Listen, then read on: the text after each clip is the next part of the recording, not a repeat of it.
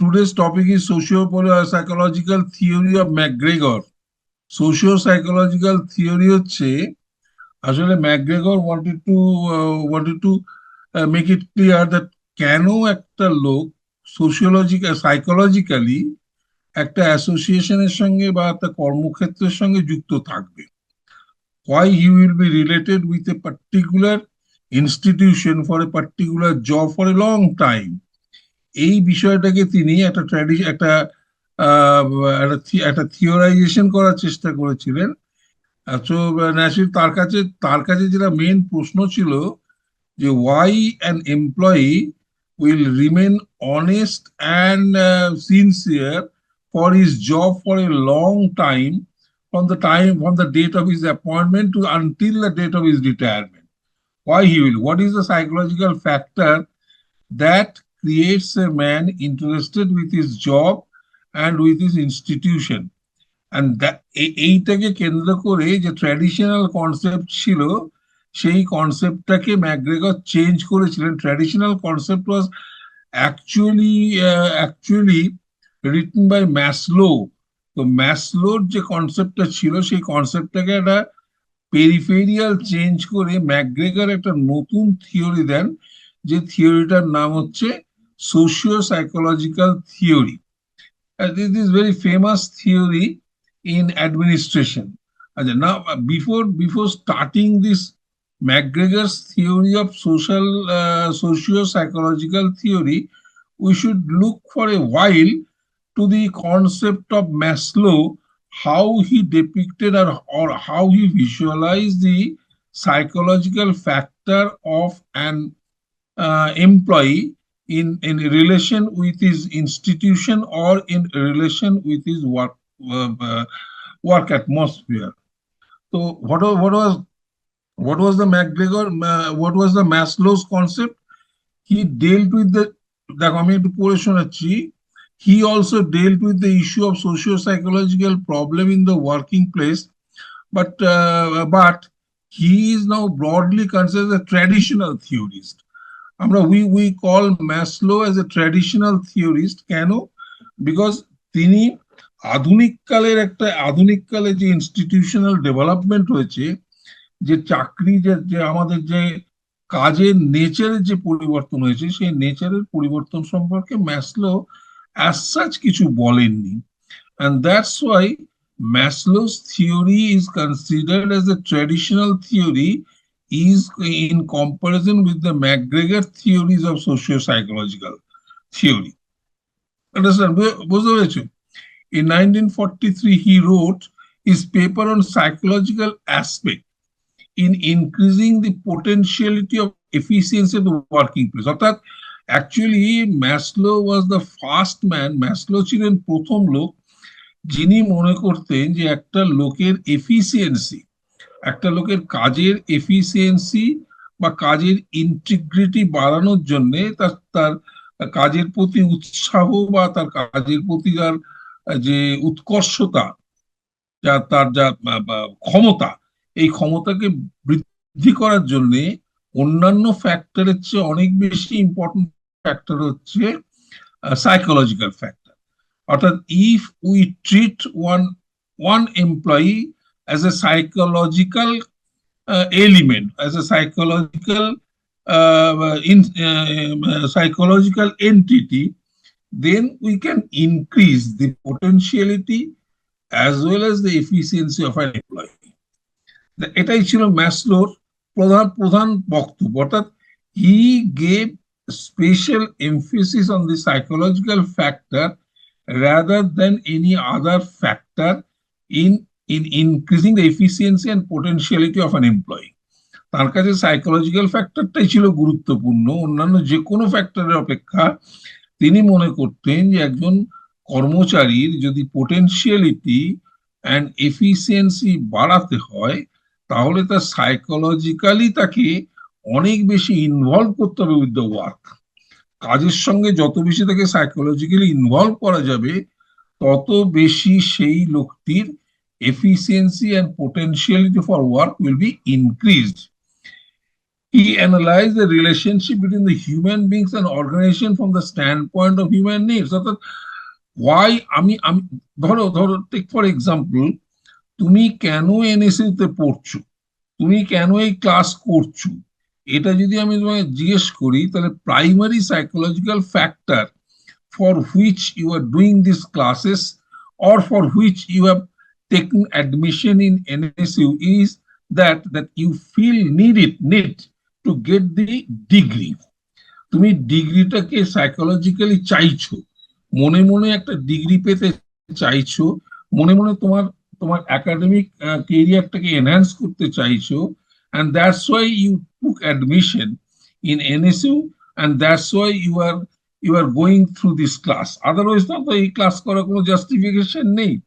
তুমি যদি তোমার ডিগ্রিটাকে ইনক্রিজ করতে না চাইতে, তাহলে এই ক্লাস করার কোনো জাস্টিফিকেশন তোমার কাছে থাকতো না।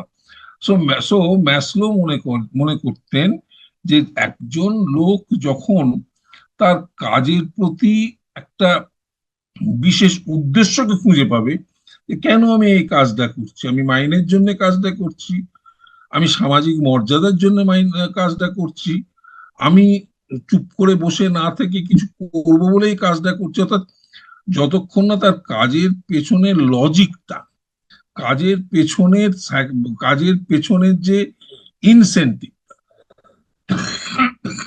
এই ইনসেন্টিভটাকে যথাযথভাবে খুঁজে না পাবে, অর্থাৎ যতক্ষণ না তার মানসিক চাহিদাটা পূর্ণ না হবে, ততক্ষণ সে কাজের প্রতি নিজেকে করতে পারবে না। অর্থাৎ একটা একটা কর্মচারী ততটাই পোটেনশিয়াল হয়ে উঠবে, ততটাই সে এফিসিয়েন্ট হয়ে উঠবে, যতটা তার মানসিক চাহিদাটা পূর্ণ হবে কাজের দ্বারা, ততটাই উৎসাহী। যদি তুমি মনে করো যে এই ক্লাসটা তোমার মানসিক চাহিদাকে, তোমার মনের চাহিদাকে মেটাচ্ছে, যত ক্লাস করতে আগ্রহী হয়ে উঠবে। ক্লিয়ার? আমাকে বোঝা গেল আমার কথা থেকে? হ্যাঁ স্যার, বোঝা গেল। বোঝা গেছে?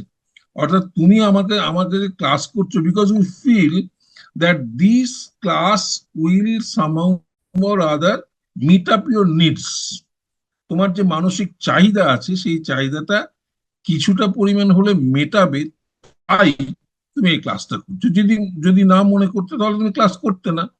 Human beings become a member of the organization to fulfil their needs.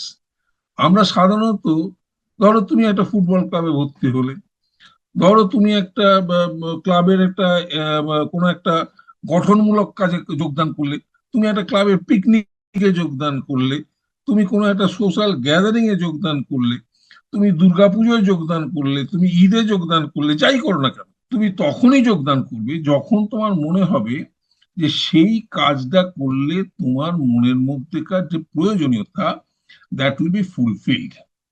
যতক্ষণ তুমি এটা না মনে করতে পারবে, যতক্ষণ তোমার মনে হবে না এটা আমার আমার আমার মানসিক চাহিদাকে পূরণ করবে না, এটা যদি তুমি মনে করো, তাহলে কিছুতেই তুমি সেই কাজে সৎভাবে বা সম্পূর্ণভাবে অংশগ্রহণ করতে পারবে না। সুতরাং ম্যাসলো বলতেন যে আমি তখনই একটা কাজের সঙ্গে যুক্ত হতে পারবো যখন সেই কাজটা আমার মানসিক নিডটাকে, আমার আমার আমার যে নিজস্ব চাহিদা আছে, আমি যেটা চাইছি, আমার সেই চাওয়াটাকে যতটা পূরণ করতে পারবে, ততটাই আমি মন দিয়ে সেই কাজে যুক্ত হতে পারবো।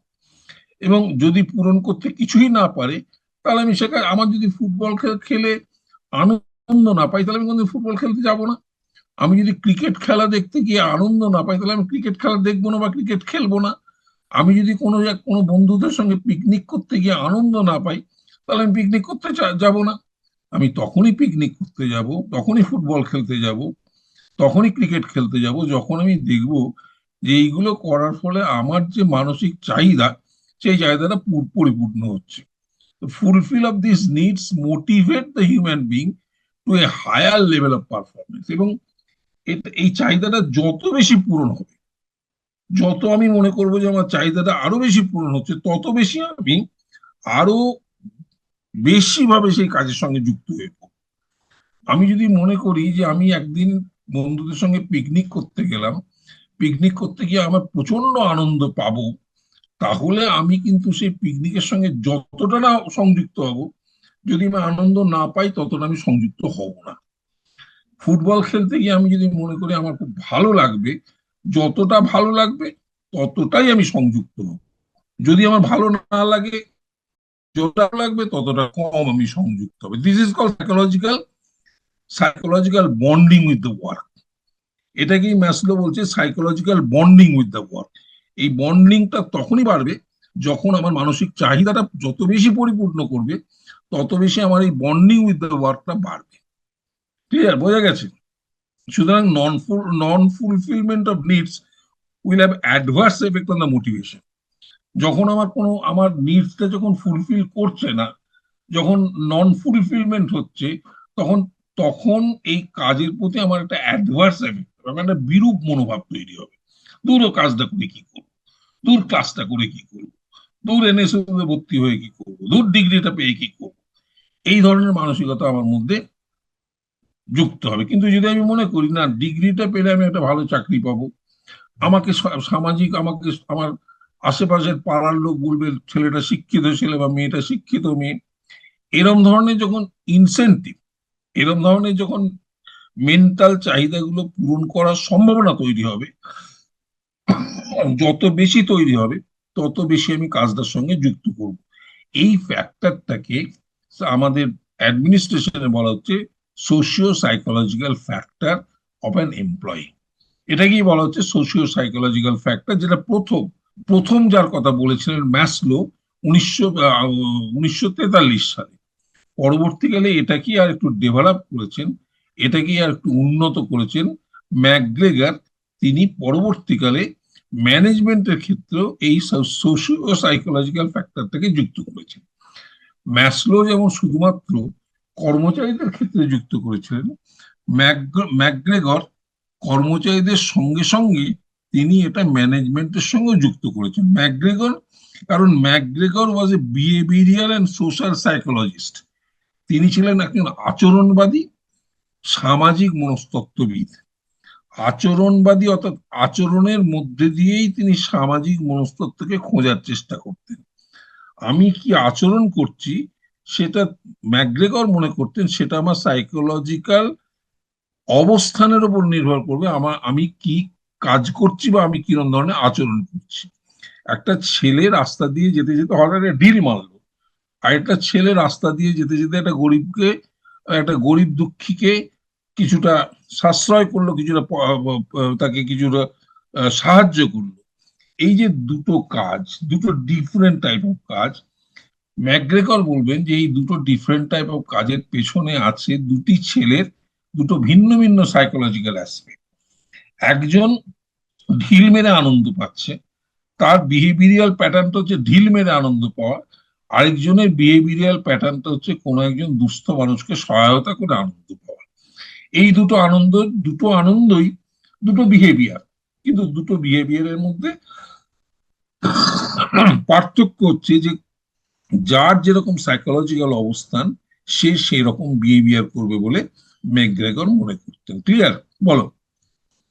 এরপরে এর উপর তিনি দুটো বই লেখেন। একটা হচ্ছে হিউম্যান সাইড অফ এন্টারপ্রাইজ 1960 সালে, এবং পরবর্তীকালে আরেকটা বই লেখেন দি প্রফেশনাল ম্যানেজার 1964। 1964 সালে তিনি একটা বই লেখেন, যে বইয়ের নাম ছিল প্রফেশনাল ম্যানেজার, এবং 1960 সালে তিনি একটা বই লেখেন যে বইয়ের নাম ছিল হিউম্যান সাইড অফ এন্টারপ্রাইজেস। ম্যাকগ্রেগরের এই দুটো বইকে কেন্দ্র করে গড়ে উঠেছে social psychological concept of manager as well as employees. Clear, বোঝা গেছে? আচ্ছা, McGregor theory of traditional view of management. McGregor কিভাবে এই ট্র্যাডিশনাল ভিউকে দেখেছিলেন? McGregor is a behaviouralist social psychologist of repute. He is a strong believer of potentialities of human being in contributing to organizational performance। মানে McGregor কিন্তু বিশ্বাস করতেন যে প্রতিটি কর্মচারীর মধ্যে তার সংগঠনকে সর্বশ্রেষ্ঠ এফিসিয়েন্সি এবং সর্বশ্রেষ্ঠ পোটেনশিয়ালিটি দেওয়ার সম্পূর্ণ ক্ষমতা আছে। কিন্তু কে কতটা দেবে সেটা নির্ভর করে তার সাইকোলজিক্যাল আপব্রিঙ্গিং এর উপর, তার সাইকোলজিক্যাল থট প্রসেসের।